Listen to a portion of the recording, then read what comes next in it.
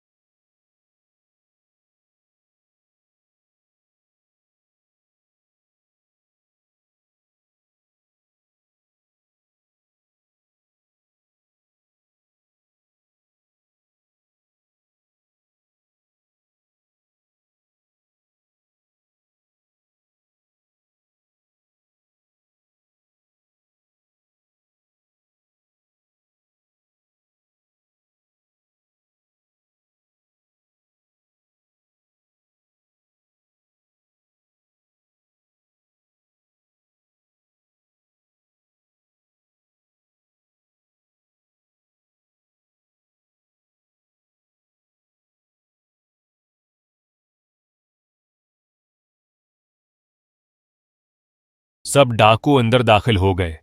कुछ देर बाद वो बाहर आए और सरदार ने तो दोबारा कहा, बंद हो जा समसम। चट्टान दोबारा बंद हो गई और डाकू वहां से चले गए। जब अली बाबा को यकीन हो गया कि वो जा चुके हैं, तो वो दरख्त से उतरा और एहतियात से चट्टान के पास पहुंचा। उसका दिल जोर जोर से धड़क रहा था। उसने भी हिम्मत करके वही अल्फाज कहे, खुल जा समसम। दरवाजा खुल गया।